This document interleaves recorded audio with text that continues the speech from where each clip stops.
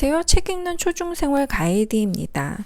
오늘은 사회 문제를 짚어볼 수 있는 청소년 문학 3권을 소개해 드리려고 합니다. 첫 번째 책은 소년이 그랬다입니다. 오스트레일리아 희곡 더 스톤즈를 원작으로 젊은 극작가 한현주가 한국적 상황과 정서를 살려 다시 쓴 희곡입니다. 중학생인 민재와 상식이가 장난삼아 던진 돌 때문에 자동차 운전자가 목숨을 잃는 사건이 벌어지면서 촉법 소년의 문제를 다루고 있습니다. 이들을 쫓는 정도와 광해라는 형사가 나오는데요. 정도는 아이들을 처벌해야 마땅하다고 생각하고 광해는 청소년들을 보호하는 것이 우선이라는 생각을 가지고 있습니다. 과연 촉법소년은 청소년들을 보호하기 위한 법일까요? 아니면 시대에 뒤떨어진 법일까요? 청소년 강력범죄가 일어날 때마다 촉법소년은 엄벌하라는 국민의 목소리가 뜨겁게 달아오르는데요. 또 한편에서는 대부분의 보호소년들이 자살하지 않는 게 고마울 정도로 안타까운 환경에 처해 있고 붙잡아줄 어른이 옆에 없었다는 그런 안타까움을 전합니다.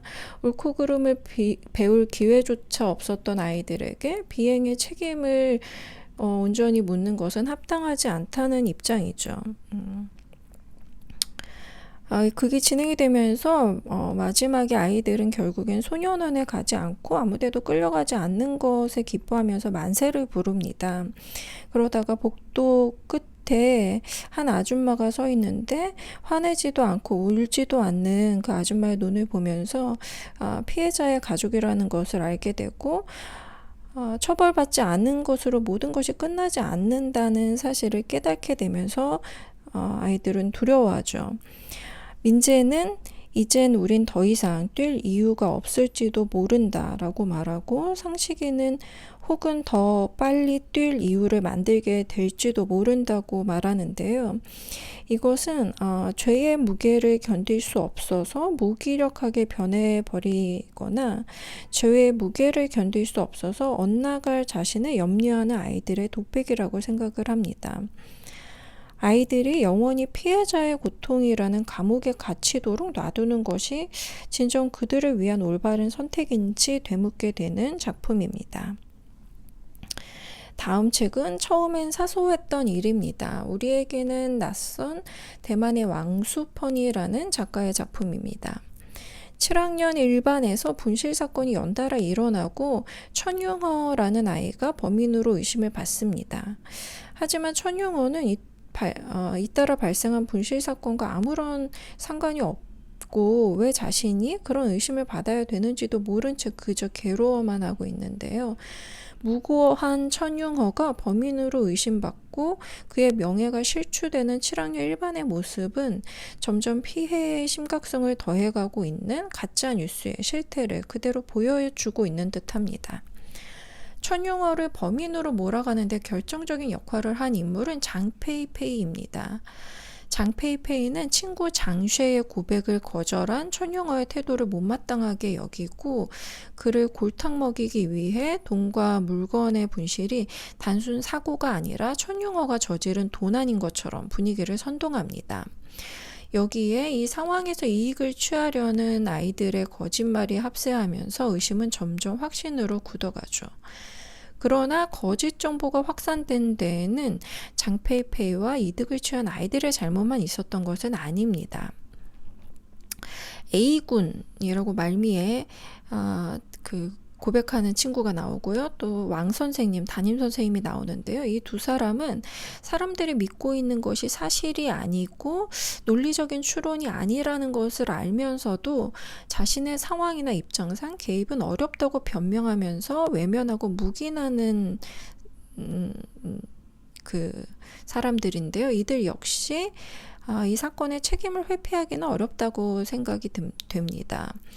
또 더 큰 책임은 사실은 문제를 논리적으로 바라보고 이해하려는 노력 없이 겉으로 드러난 사실만으로 쉽게 판단해버리고 쉽게 흥분해서 이성적인 판단이 개입할 여지를 말살해버린 절대 다수의 아이들에 있는 것이 아닌가라는 생각이 드는데요. 잘못도 없는 천융어가 범인으로 몰리는 7학년 1반의 이야기는 가상 공간, 가상의 스토리라고 생각하기에는 현재 우리 사회에서 일어나고 있는 문제를 생생하게 반영하고 있어서 섬뜩함을 더합니다. 눈에 보이는 것이 전부가 아니고 스스로 생각하고 판단하지 못하거나 거짓을 간파하면서도 방관한다면 미디어의 발달과 함께 거세게 확산되는 가짜뉴스에 제대로 대처하기는 어려울 것 같습니다. 이런 사회에서는 누구나 제2의 천융어가 될 수 있다는 그런 책의 경고를 되새겨야 할 것 같습니다. 마지막 책은 플라스틱 빈보입니다. 10대의 성형 문제를 다루고 있는데요. 주인공 해규는 특별하게 예쁜 얼굴은 아니지만 자신의 외모를 개성있다고 생각하고 성형수술을 반대하는 평범한 중학생입니다. 그러다 생각지 못한 사고로 눈 밑에 부상을 당하고 얼굴 기형이 생길지도 모른다는 의사의 소견에 불안해하죠. 다행히 별다른 문제 없이 상처는 아물었지만 얼굴 때문에 걱정하며 무너진 마음의 기둥을 다시 세우는 일은 쉽지 않았습니다. 그러면서 해규와 친구들은 플라스틱 빈보라는 클럽을 만들어서 성형수술에 대한 정보를 공유하고 함께 성형수술할 친구를 모으는데요. 그러는 사이에 해규와 같은 학교에 다니는 유명 연예인 리샤가 양악수술을 받다가 과다출혈로 사망하는 사건이 벌어집니다. 리샤는 자연미인으로 알려졌지만 연예계에 데뷔하기 위해서 여러 가지 성형수술을 한 성형미인이었습니다. 누구보다 성형수술의 위험성과 부작용, 중독성을 잘 알고 있었던 리샤는 양악을 마지막으로 다시는 성형을 하지 않기로 결심하고 청소년의 성형수술을 반대하는 안티플라스틱 운동을 할 계획이었습니다. 이런 리샤의 사정이 알려지면서 무덤까지 같이 가자던 플라스틱 빈보 아이들은 분열하게 되는데요. 한편은 리샤의 뜻을 이어받아서 안티플라스틱 운동에 참여하고 다른 한편은 성형수술에 소신을 굽히지 않고 플라스틱 운동을 이어갑니다. 예쁜 연예인에 열광하고 취중생들마저 입사를 위해서 성형이 필수라고 생각할 만큼 너도 나도 외모에 열을 쏟는 사회에서 청소년들만 예외를 바라기는 어려울 것 같습니다. 하지만 출판 공연물의 등급을 매겨서 청소년을 보호하는 것처럼 성형 역시 청소년들이 올바른 판단과 결정을 내릴 수 있도록 어른들의 보호와 안내가 필요한 영역은 아닐까요? 청소년들이 성형수술의 위험성을 제대로 인지하지 못할 수 있고 신체 변화가 가져올 정서적 여파를 감당하기에 청소년들의 신체와 정신이 아직 덜 여물었기 때문에 어른들의 보호가 필요하다고 생각이 듭니다. 리샤의 죽음 앞에 서로 다른 선택을 하는 아이들처럼 성형수술은 강요할 수 없는 개인의 선택이고 또 개인의 책임이 따르는 일입니다.